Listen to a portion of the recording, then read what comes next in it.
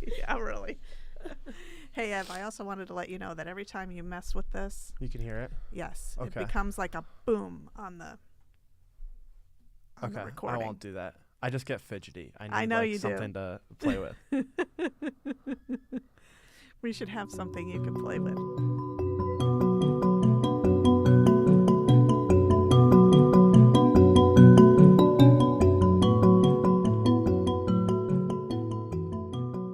Let's see. We need one of those balls where you can. I thought about getting to Rubik's cubes, and then I realized that I was gonna spend too much time with a Rubik's cube. Plus, you would hear it click Yeah. in here. There's this really cool compound that I saw at the Atlanta gift show that's supposed to be a stress reliever, stress reducer, and they call it like Play-Doh for adults. Nice. So it's got this really wonderful texture to it, and you just mold it in your hands and just mold it in your hands and mold it in your hands. It's pretty cool.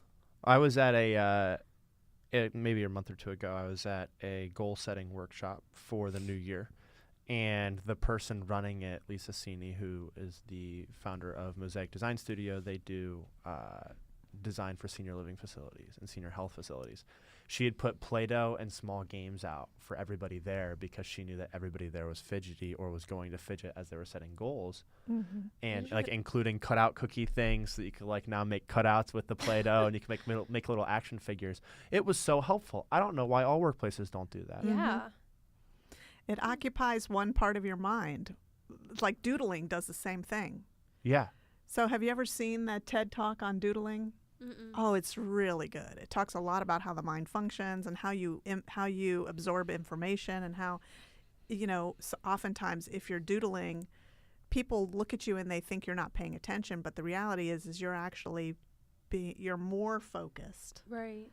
And how doodling is beneficial. Same thing with like little games and toys and anything that occupies those kinesthetic motor skills. Yeah, I get nervous when I can't occupy it, which is why I move the microphone, because then that occupies my mind. Like I haven't moved in long enough that I think I'm gonna explode. Oh my gosh. And I'm like, I could go to sleep back here. And in the classroom, they've been doing different things to create focus with the kids that have attention deficit. And one of the things is those stability balls, those bouncy balls. And instead of having a regular chair that they sit in, a hard chair, they sit in those little bouncy balls.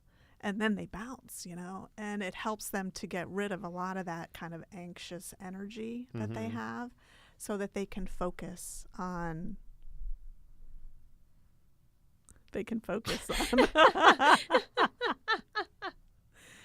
Actually, one of the things that I've been hearing about is that some kids who are diagnosed with attention deficit disorder are actually just kinesthetic learners.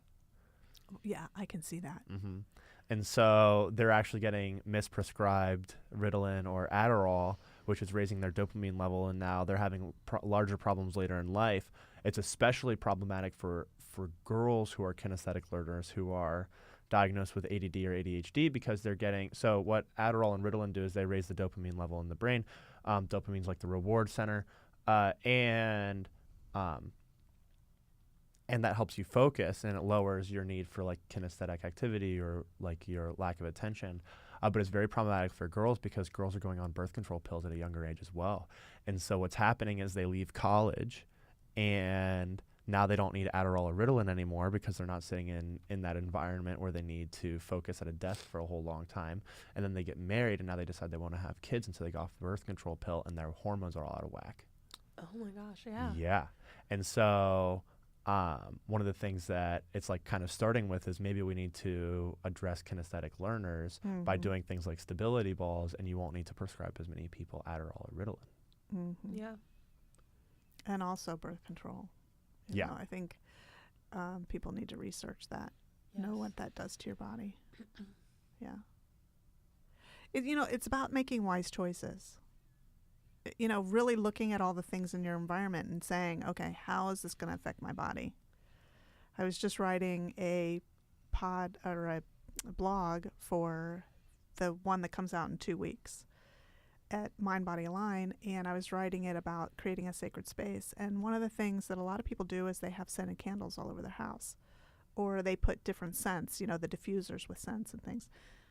Well, we have scents on our body in all of our perfumes. We have scents in all of our hair products. All of those scents, or most of them, have these different chemicals which actually are hormone disruptors. And then we add scents to the air. So we're surrounded by all of these scents that are affecting our hormones in all these different ways. And then we wonder why, we have these dramatic mood swings, why we don't feel good, why we can't sleep. It's just, it's about making intentional choices about what you put on your body, what you put in your body, what surrounds you. Right. For the first 5,000 years of human development, we didn't have all those scents. And now all of a sudden we think it's a brilliant idea to add 25 cents per day into our lives. Oh my gosh, probably more than that. It doesn't make sense to me. No. The scents don't make sense. Those scents don't make sense. Like, I'm all for diffusers, and like, especially if like it's going to add more moisture there, it'll help you sleep better when you're at home. And if you want to wear perfume, great, or you want to wear cologne, great. Like, that's up to you, but it's important to know that there's like a downside to it. You can't just put all this stuff on your body and in your environment and expect nothing else to happen. And it doesn't just affect you individually. It also affects all the people around you. So I know I'm personally very sensitive to fragrance. And we have little notices all over the butterfly house that say, please be aware of people's fragrance sensitivities and don't wear heavy perfumes. And still we have people that come in with heavy perfumes, and almost immediately I can smell it. And then, there's always a toss-up. Am I going to get a migraine, or am I not going to get a migraine from those fragrances? And, so the choices you're making, be wise about what you put on your own body, but also know that the choices you're making are affecting the people around you. Mm-hmm. Mothers who have children, you're affecting the hormones of your children through the fragrances that you're putting on your own body and their body. What shampoo are they using? What lotions are they putting on their body? And the skin on your body is your largest organ. So you absorb all those chemicals through your skin. Yep, directly into your bloodstream. Yep. Yeah. But then again, it's no fun to stink. Yeah, true. So there's this conflict. Yeah. That fine line. Maybe in everything in moderation. Yes. Yes, absolutely. Just awareness, of all all the products you're using. So that's our 5-minute chime. Okay. Anything else you guys would like to say in closing? No. Do not be afraid to be intense. That's what I would like to leave this conversation with. Love it. That's all I have. Thank you all so much for listening. Have a great day.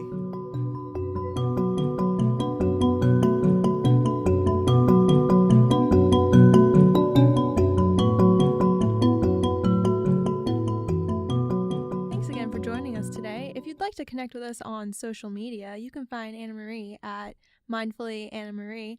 You can find myself at Emily VDW, and you can find Evan at _Evan Ryan. We'll talk to you next week.